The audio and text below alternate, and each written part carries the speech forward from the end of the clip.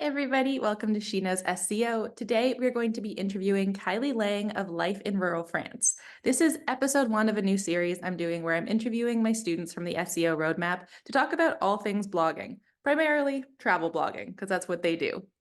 So this interview is going to be me chatting with Kylie about how she got into Mediavine in 7 months with her travel blog. You'll learn a bit about how you can do the same, what kind of went right and wrong along the way, and what she's learned, as well as her really cool day job making quizzes, which is, I think, so cool. I love quizzes. So without further ado, I'll let you guys go and watch while Theo is demanding attention for some belly rubs. We'll see you in there.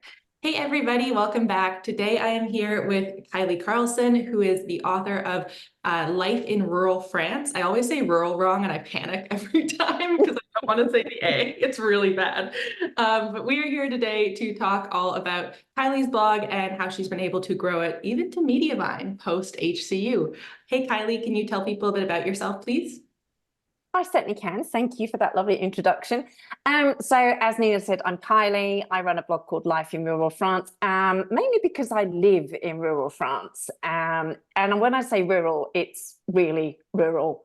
We have sheep for neighbours, and the nearest town is 15 kilometres away, or village even. So it is really, really rural. And prior to starting the blog, I've always run my own business. I've run my own business now for 25 plus years. I was an event manager in a previous life, had that business, sold that, moved to Australia, started the Wedding Academy, which I had for 15 years. And that's probably the thing that has really helped me when it's come to blogging, because I already had a very good working knowledge of websites, writing content for a course. But I kind of lost my mojo with my business. 15 years is a long time. And I'm not awfully sure that I was ever in love with the wedding industry in the first place. I was more in love with the business and the marketing side, which I absolutely loved. And I enjoyed the writing side. So I sold the business a couple of years ago and started doing quizzes for clients, working with lots of different types of clients, from dating coaches to business coaches, to all sorts of different people. And whilst I was doing that, I was really enjoying, again, the writing side of it. And I used to get a lot of questions about life in rural France. What's it like? Do you really eat baguettes every day? Do you, really drink wine all the time? Is it really like people say it is? I thought, maybe I should just do this as a creative outlet. And so that's what I did. I started the blog, or I started writing for it back in October 2022, not really very seriously. And they then launched the blog, I think it was January 15th in 2023, so last year, so just over a year now. Didn't really know what I was doing, had no clue really about SEO. And then I stumbled across you and started to take it a little bit more seriously. And that's pretty much where we're at now. So it's just over a year old. Which is amazing to get a blog Mediavine in that time, especially like Europe is a very competitive niche. Because I mean, I want to live in rural France. That sounds really lovely. That's everyone apparently. Yeah, it's probably also why you took off, because like, who doesn't want that? Well, I must admit, if I was younger, maybe I wouldn't. But there's been some very, very funny moments. I mean, I moved over here and I didn't even speak French. I still don't speak French very well, but I am at least taking lessons now. And I've done things like shove myself into a local line dancing group where they don't speak a word of English and they only speak French, to try and push myself to speak French. Oh, and I don't line dance either. So that was another challenge. So it's, there's been moments where you think, what am I doing? But then there's other moments where you look around and you're walking through these picture perfect villages, and it is like stepping into the pages of a history book, because you're walking down these villages that are completely untouched by time, and the French really preserve stuff. And I've always been a history girl. I mean, I live in England, I'm British, so we have a lot of history, and I've always loved that history. But then discovering French history has given me a whole different perspective. And it's like I go down these rabbit holes. You start researching something on key search, And then you're like, oh, and there's another one, and there's another one. And you're like, oh, I didn't know about the history of the baguette or where the croissant came from, or, and you start going down these little rabbit holes, and it's so interesting. And my audience seem to find it very interesting as well, which has been great. And I think that's been a big driver for me, is I try and split things up into sections. So in my head, I have my money posts, I have my traffic posts, and I have my Kylie posts. And my Kylie posts are the ones I really love writing, but I'm really strict with myself. I don't let myself write too many of them. I try and see what people are coming back with my emails, to really be led by them. But yeah, if I didn't have those Kylie posts, it wouldn't be as much fun. So that's been a big part of it. And it's given me a huge excuse to just travel more of France as well. I can now legitimately say, oh, well, I'm going to Paris on a work trip, honestly. Yeah, So that's been fun. That's the best part of it. I think that's why travel is it's why it's such a competitive niche, but it's also why it's kind of one of the coolest. And I have to ask you, there's one of my favorite podcasts called Off Menu. It's British, it's a food podcast, and they have an ongoing debate of, if you buy a baguette, do you bite the end off before you get home? Oh, absolutely. That's like mandatory in France. It really freaked me out when I first moved over here, because why is it that no French people can walk down the road without nibbling the end off their baguette? But it's almost like law. They can't help it. The smell is so good. They will eat the end of the baguette whilst they're walking home. And it's kind of an unwritten law here. I do it too now. I love it. It's so funny. It's one of those things that in North America, it comes sealed at both ends. So you usually can't do that. So it never occurred to me, but it gets brought up on that podcast probably every other episode. And I'm always I wonder if this is a real thing. So I'm glad. Oh, no, it's a real thing. It's a real thing. And the French people, because it's usually them that will do it, unless you've been living here for a while, and you've kind of embraced it, which I definitely have. Who doesn't love a baguette?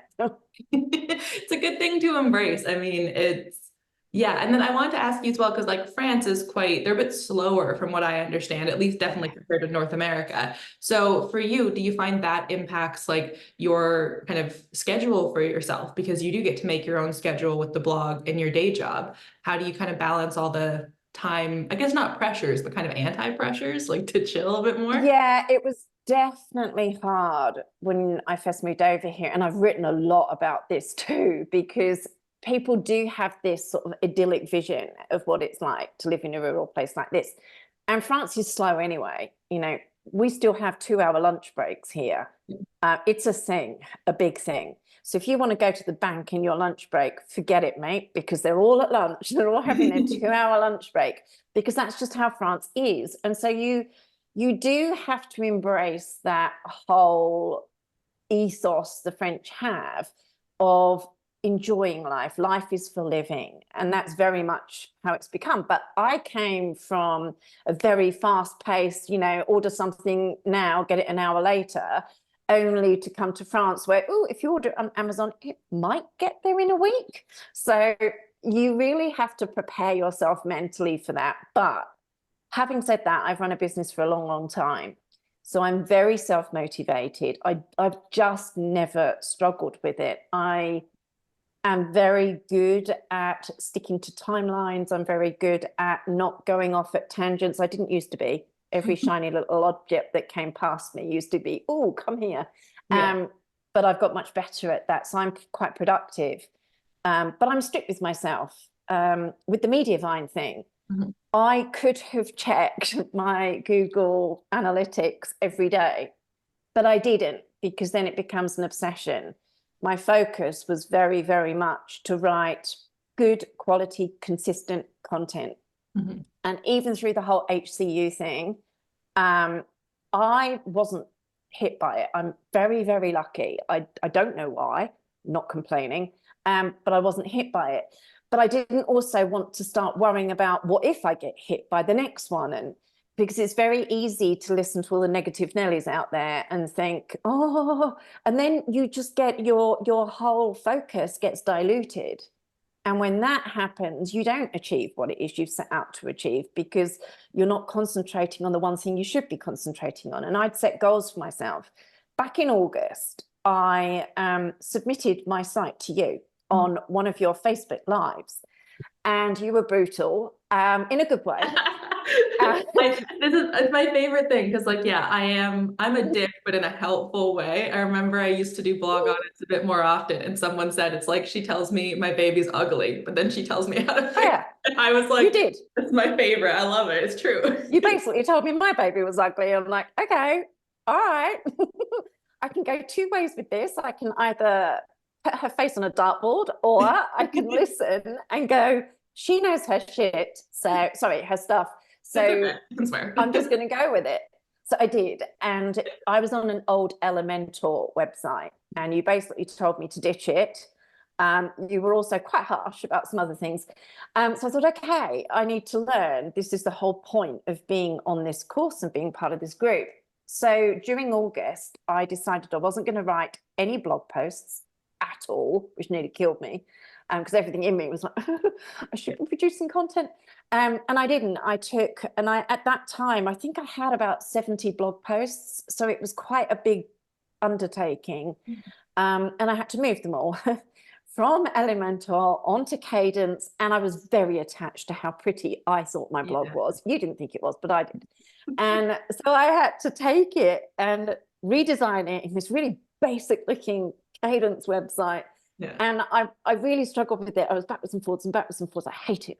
No, you don't hate it. You like it. And anyway, long story short, a month later, just at the beginning of September, new blog launched. I also changed hosts to Lyrical, who were, by the way, superb.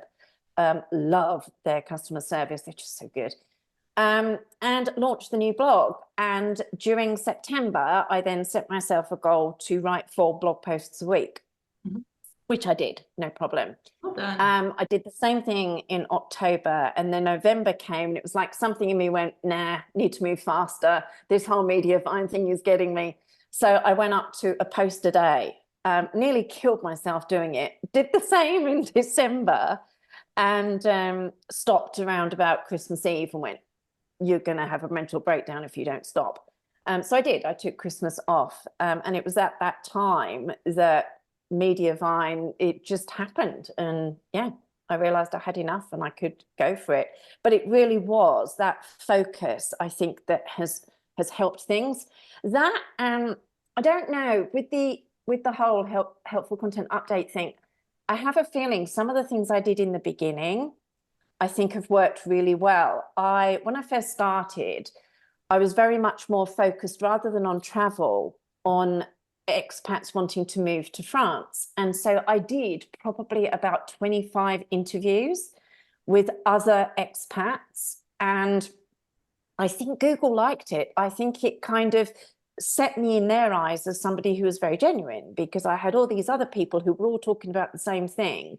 And through those interviews, and they were really popular as well. I only really had social media at the time. I had Instagram, still, small, but people were reading the blog posts from there, commenting, asking if they could be part of it. No, I'm not doing those anymore, but I probably will do a few more later on. But they really did help to just cement who I was, what I was doing. And I think that was quite a helpful thing, because some of my other blog posts really weren't all that. They were more self-indulgent than anything else.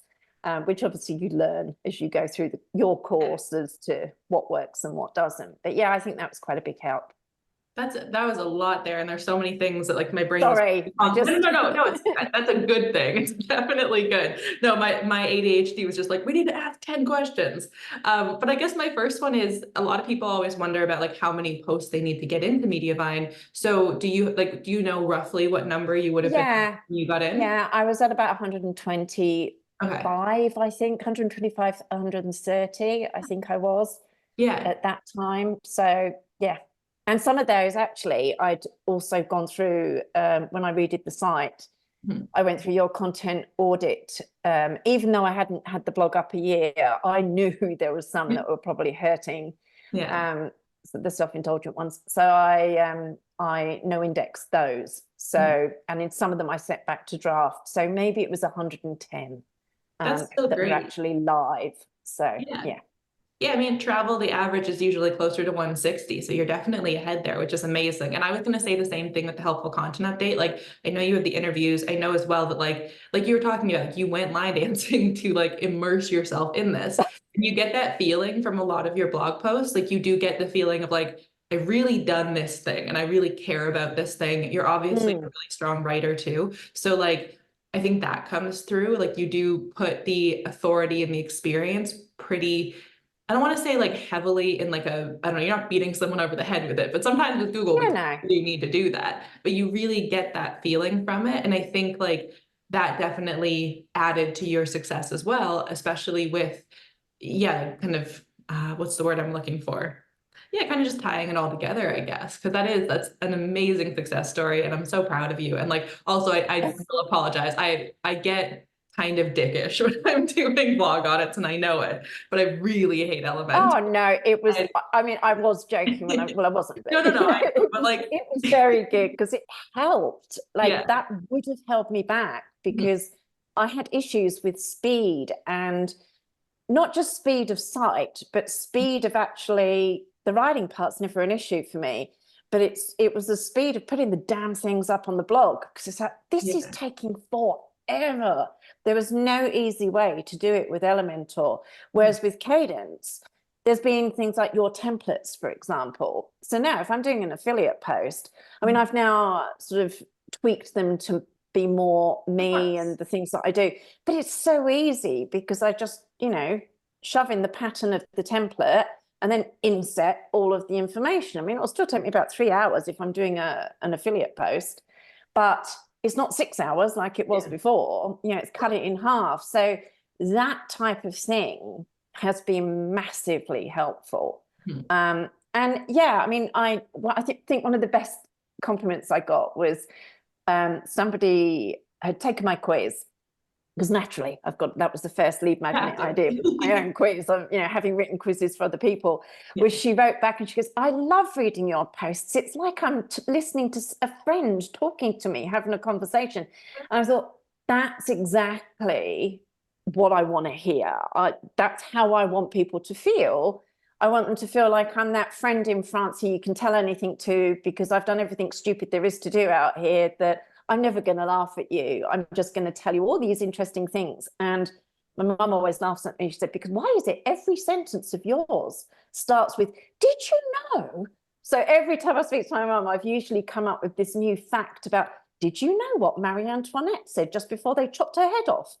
All these different things that I've found out. And by the way, she apologized to her executioner because she stepped on his foot. So all these different things you find out.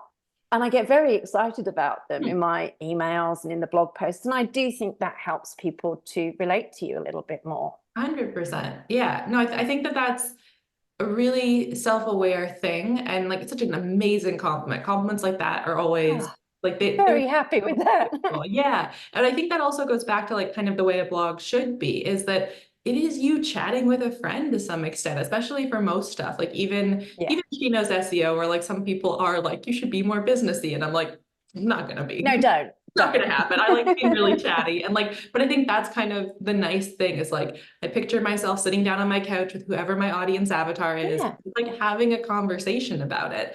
And I think that does like lend itself to your experience writing. So you kind of know the right tone and things like that, but also like you can feel your excitement when you talk about France. You can feel your excitement. And like, I love that because it really does, it's engaging. I mean, I'll be honest, like I'm not super into France. It's like I went to Paris. Oh, no, not I got everybody like, is. yeah, like, I went to Paris. I got the worst stomach flu of my life. We had to leave early. Like it was not, I threw Oh, up in no. front of the Mona Lisa at the Louvre. So that was my mark on Memorable. not great. It was also like it snowed when we were there, but it was spring. It was really, it was like cursed. It was such a cursed trip. But so like because of that, I need to go back to France eventually, but not yet. You do. But like, so I don't care about it that much, but like you make me excited for it. And I think that's a really important part of it is sharing Mm. that excitement. And yeah, like the things you would chat with your mom about are great to then like chat on the blog, obviously within the realm of SEO. Yeah, Some of the things I quite. used to do too at the beginning. Yeah, I do still have to rein myself in and think, no, not relevant, Kylie. Let's not go there. And so you do, there are times you save that more for your email list. I think you can be a little bit more personal with people because you've built a bit more of a relationship with them. But I think it's important. It's that you've got to draw them in. And they always say, you've got a couple of seconds to make that first impression. And it's exactly the same whether you're meeting somebody or whether you are trying to draw them in through a blog post. You have to make them want to know more about you, read more about what it is that you're talking about. And even if it's the most unsexiest subject in the world, you've still got to make them excited about it. I mean, I was laughing the other day. I said, there's some super boring posts that I have to write, like, is there Uber in France? Is there Amazon in France? Who gives a shit? It's really not an interesting subject, but both those posts drive a ton of traffic. Yeah. So you just have to, but even those need to be made not necessarily amusing, but they still have to draw people in. And so if you can try and come up with ways of doing that work within the context of what you're talking about and make sense and don't look like you're trying too hard to do that, you'll find that I think that has been really helpful too. And it's definitely helped with traffic because that way you can compete with some of the bigger boys. I'm still amazed at how I managed to outrank people like Solo Sophie, who is way bigger than me with a much bigger DA. And not all the time, not by a long shot. But there's quite a few where I've really targeted something and gone out after it. And I thought, oh, done it again. And it was that moment of, and you get really excited and have that little celebration. But it is about how you can stand out from other people as well. 100%. I think that's a huge part of it too. Yeah. And I think that's the thing. People are always like terrified sometimes about going after those posts. First of all, I always say boring posts pay my bills. Like they are the ones that like, unfortunately, yes. Yeah. And you're like, but I want to talk about, eating the top off a baguette. You need to write a post on that because I do think it's a very interesting. I do think I should. Yeah. I think it is something that like is an important thing. I also don't know if you've ever read Felicity Cloak, who's a food writer for The Guardian in the UK. She did a book all about cycling around France to find the origins of different like French. So she went all the places where certain French foods originated and like would cycle, eat them, then camp. And like, it was just her going around tasting it. It was so cool. It was a great book. It's either called One More Croissant for the Road or Another Croissant for the Road. And I could never remember. I have to look for that. Really, really good. But same idea there where it's like, it's the fun, interesting things. Definitely had to put in like the basics as well, like how to get to France, like especially with a bike. Like I was like, how would you do that? I don't know. So I think that those pay off really well for sure. One thing I wanted to bring up was like you have an email list, and that's something especially post HCU, everyone is like, start an email list, which like for anyone beginner listening, yes, start an email list. However, you have to balance for sure because it is hard. It doesn't. I don't know, if you start an email list, it doesn't magically mean people show up at it. No, it really doesn't. But I think I'm probably a little bit different from others because I've run my own business and my email list, the money's in the list. My email list was everything at the academy. I mean, we had 45,000, I think, on the list of the academy. So it was huge. But that's where we made our money. And so I didn't need convincing. So actually, I was probably the opposite to a lot of people. I created the blog. And then the next thing I did was create my quiz, get it up on the blog. It was up there from the minute I launched. I had an email list. Yeah. So that to me was always an important thing. I didn't need convincing. It was more a case of, well, what am I going to do? Well, it's obvious. It's got to be a quiz because I'm not great at creating other things. I find them quite boring, checklists and that type of thing. I'm much more a interactive girl. And the good thing is with the quiz, people will, if you know how to do the emails that get them hitting reply to you, which I do, then you get people talking to you. And I probably get one a day where somebody's hit reply and asked me a specific question. I have a little trick with my quizzes. So when I deliver the results to them, obviously they get the results on the webpage, but they also get it by email. And then half an hour later, I send them another email, excuse me, with the subject line of, did you get it? That's it. That's the subject line. That is the most opened email that I ever send. And most people will respond to that, because then within it, I'll just say to them, just checking in to make sure you got your quiz results. But would you do me a favor and hit reply? Because then I know that my emails are going to get to your inbox. And they do. They hit reply. And I think I've put in there something extra like, and you'll be the first person to be on the list when I launch my book, which, by the way, isn't happening anytime soon. It will, but it's not yet, not my focus. But people do that because they want to get on the list, they get interested, and it helps with open rates. And so things like that work. Ask people to, what do you want to know about France? What are the silly things you wouldn't want to ask anybody else, but you can ask me? And so people send me emails like, where did the croissant originate from? And of course, I'm like, oh, great question. I'm going to write a blog post about it. And so I did. So it's a really good way as well to find out, what do your audience really want to know? You know, what, apart from just using key search, which is the tool I use, it's also nice to know, what do they really want to know? Other than what's the best arrondissement to stay in Paris? And, you know, what are the best hotels in Bordeaux? What's the best wine tour? What are the other things that people are going to be searching for that they just find fascinating? Because France is one of those countries. So it's not like I'm just a travel blog. I'm a person that talks about the culture of France, the history of France, you know, all those other little things that go into making France France. And France is just one of those countries people are fascinated by. I don't know why, they just are. And so that's very helpful to me, because I can create all this content that becomes more than just me talking about hotels, flights, trains, cruises, you know, whatever it is. It becomes more interesting. And that helps keep people stay on my blog, because they can't help but go, ooh, I didn't know that about Marie Antoinette. And oh my goodness, you can do this, that, and the other. And it just, I think it keeps them on there longer, and it definitely helps. So I think if you're writing about a country that has anything interesting about it, expand on that topic, because people want to know. I would say the same goes for travel styles. Like, I travel with my dog and he's a service dog, kind of like that ground. And I'm in so many Facebook groups on it where like the same question comes up again and again and again. And it is really like, first of all, they need to trust you to talk about it, because there's many, especially with service dogs, there are some people out there who like should not talk about having a service dog. It is not. And then like, so it's like that, there's an interest in it. There's also the passion often. And like with France, there's so many different reasons people are obsessed with it. I was literally listening to a podcast this morning. It's called the Off Menu one that I listened to, with CMAT, who I don't know, but is like some sort of, I guess, Irish singer.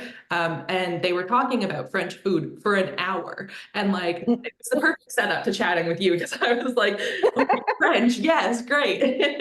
But it's like, but it's true. People get like quite, I don't want to say obsessive, but like very passionate about it. And I think that's amazing. I love the trick of like, the did you get it email? I'm definitely going to go set that up. I do one where it works. Like, like I always have people reply to me. This came from Liz Wilcox, when it's like, are you ready to like change whatever? And then people will like respond, I'm ready. I also, my sales sequences, I often ask, I'm like, hey, how are you doing? And that came against, Liz Wilcox is almost too good at getting people to respond to you, because even my VA was like, whoa, like a lot of people. And it is like it's just like, how are you? Or like, what's it happening in your life or something? People want to talk, and that's lovely. But if you can turn it into, like the questions that then you're getting market research out of these people. It's great. Engagement, like it. And I was actually going to ask next, like if you were planning on a digital product, because it sounds like with your email list, you are so primed. So you're thinking a book down the line, or I'm actually starting a podcast. That's because I've done one before. I did one for the Wedding Academy. And I loved it. I did two things. I did a YouTube channel for the Wedding Academy, and I also did the podcast. And it's not that I didn't like the YouTube side of things. I did. It was the whole, oh God, I've got to put my face on. I've got to get dressed. I've got to look good. And it's like, I'm in rural France. I'm either in my Ugg boots or I'm in my shorts and flip-flops. I don't want to do that. So I know that about myself, but I loved doing the podcast. So I have been researching what I need to do. I've been using my audience to find out what they want me to talk about. And so I should be launching around about the end of this month. I've got quite a lot of the things sorted now and I'm more or less ready to go. But I came up with some different ideas for what I could do with that, because I thought I don't want to be reliant on Google. Yeah. I mean, if the, if that helpful content update has shown us anything, it's that nobody's safe. It could happen to anybody. Just because I didn't get hit this time doesn't mean I won't get hit next year or this year or whatever. So I want to have another way of driving traffic that's completely unrelated to Google. And there's probably about 5 other really good French podcasts that would talk about a similar thing to me. And they're popular. Yeah. So there's not a huge amount of competition. So I'm going to launch that just simply because, as you can tell, I like to talk and I've got a lot of stories to tell. And the beautiful thing about that is I've gone through all my blog posts and thought, oh my God, I can turn that into a podcast. That I'm thinking, I don't even need to do show notes. They're all done. And when I put something out to the audience, saying, what would you want to hear from me? They were all things like, we want to hear about Marie Antoinette, we want to hear about bread, we want to hear about food festivals, all these different things that I've written a ton of stuff on. I can just use those and then put in the audio, which will hopefully keep people on the page longer. But it's done. I don't need to do the show notes. I can just use the blog post as my basis, and then off I go. So there's that. And then I realized something else I wanted to do this year was, and this is where your other course comes in handy, talking about getting paid partnerships and sponsorships and what have you. So I signed up for that because I want to work more with the tourist boards over here. I did manage to get 2 last year, one of them being Bordeaux, which was great. I got free accommodation, food, tours, all sorts of stuff. It was fantastic, but I've never got one since. Not that I've worked particularly hard to get it, but the idea I had was one of the carrots I wanted to dangle was the podcast. I thought, what if I did a bonus episode once a month where I interview somebody from one of the tourist boards at whatever destination I'm trying to hit at that particular time, because they always have an English speaking person within the tourist boards there. So that's never a drama. So I've potentially got Bordeaux on board. They're already jumping at the idea of it. I thought, what a great way for me to get a backlink. It's a great way for me to get more exposure. It's a great way for me to get more of what I want when I'm approaching the various different tourist boards. So yeah, I'm quite excited about that. It's a lot of work, but it's a fun one. And now I'm at a point with the blog where I think we're almost at 200 posts now, maybe more. So I can ease off a little bit. I don't have to go at it quite at the rate I've been going. As you know, I'm taking part at the moment in your writing competition, and that's just spurred me on no end. It's ridiculous the amount of words I've managed to write. But I've realized I can put a day aside for the podcast, and Fridays, I'm usually tired on a Friday. So I think Friday will be a podcast day because it's something different. So I think I've got the time to do it. I've got the bandwidth. It'll be a great way to drive traffic that isn't Google. And I've got the ideas for having different guests on who I think will be of interest to people. So, and my expats as well. I think that's a great lot of them. Well, you read about, I don't know if you've ever watched Escape to the Chateau, hugely, hugely popular program about this couple who bought a chateau, as you do, and decided to do it up over 5 years. But so many people love the idea of doing that type of thing. And I've got 2 people I know who have done just that in different parts of France. So going to bring them onto the podcast. They have massive followings of their own, which again will help build my audience. So to me, that's kind of a natural next step. The book I want to do, but that'll be more self-indulgent, and I need to be a little bit on firmer ground with Mediavine and my affiliates and what have you. I need to be earning more money before I can indulge in the book. I do find books as well, like it's our first instinct almost, because like we read other ones, stuff like that. But like you see a lot of people launch a book and they are kind of hard sold, I think, because if you're not like a big enough, if it's not either super informative or you're not like super, super big, then that there's that middle ground that's quite challenging. Like I see a lot of Instagrammers, especially launch like a memoir style travel book, and you're like, I watched it all happen, so I'm good. Or like that's Yeah. informative, but it's informative like for me, I don't plan to go to France super soon. So people tend to wait to purchase, where I find like that's why I love like ad revenue, affiliate revenue, is it's much more like passive marketing and you get it a lot faster, which is really nice. Because yeah, I Definitely. wrote a solo travel book at one point. I did a lot of failed products before I got to anywhere with even like my travel products. Me too. I It's a mean, the while. amount of things Yeah. I've done where I've gone, well, that was an epic fail. Yes. But you learn by it. So I don't think anything is ever a bad thing to do. I think probably for me, the biggest thing has been getting rid of that shiny idea syndrome. I have no idea is a bad idea. So in order to curb myself when it came to new ideas, I have a Google Doc, Yeah. and every idea I have is allowed to be put on the Google Doc, so it never gets lost. And then twice a year, I have what I call my wine and whiteboard day, where I lock myself away with a bottle of wine and a whiteboard, and I'm allowed to pull out all those ideas. And I'll usually have 3 whiteboards, and all the ideas go on one, and then I start to filter them across where they've actually got relevance to what I'm doing. And then there's ideas that go onto the SEB board that make the final cut type thing. And I think because I'm allowed to do that, it stops me going off a tangent when these different ideas hit. And that's been a massive thing for me, is knowing that, understanding that, working that out. And I think that's also been a big part of my ability to have been able to get onto Mediavine, is that focus and not letting myself get distracted, because it is so easy. There's a lot of voices out there. And I've decided there's only 2 voices I'm listening to, yours and Laura's from Scale Your Travel blog. And that's it. Because I think if there's too many, you start all these different ideas because this person told you to and that person told you to. And that, I think, can also be your downfall. So I think you've got to pick your experts, you've got to pick your people and decide whose camp you're going to be in and stay in that camp. Obviously, do your research. You know, I know you know your stuff. I know Laura knows her stuff. It's been proved in what I've done in this last year. So I'm staying in those 2 lanes and not letting myself digress into others. Now, obviously, I read other things, I see other things, but I try not to get too taken in by too many different opinions, because I think that's when you can do yourself more harm than good. Yeah. So that's something I've learned.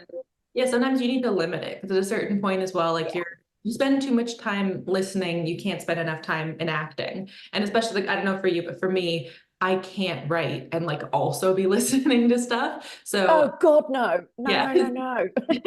So like I can't even listen to music with words, because then I find I'm writing the words and the lyrics and I'm like, oh no. Yeah. And so I find like, so I think that's the thing. It's like you're losing that time to actually put it into action. Like, sure, when you're formatting, maybe you can listen to a podcast or something, but like even then you still want to kind of focus on what you're doing. And I find a lot of people get very obsessed with learning everything. Like, I don't know everything about SEO. I don't think anyone physically could, to be honest. There's so much. And I'm even still learning a lot. yeah. And you'll see people like obsessed with like, I need to have the perfect schema. My site speed needs to be half a second. And you're like, whoa, we can do all those things. But if you're spending all that time on everything, then you're not, especially at the beginning, you're not spending time on the foundation. And I think that's where you had amazing success, which is epic. And unfortunately, we're coming to the end because there's so many more things I want to ask you. But I think we do need to wrap up. That way other people can go work on their sites, because they do need to. And so you can go back to yours. But so where can people find you? Because that's going to be, I'm sure everyone wants to go check it out now and get on your email list. And I'm at lifeinruralfrance.com, and the quiz is lifeinruralfrance.com/quiz. So really easy, and you'll see it anyway. And there's a little pop-up thingamajiggy for the newsletter too, which I think is the Grow pop-up thing that comes up. So there's many ways to be able to see what I'm doing, but it's literally lifeinruralfrance.com. Very easy.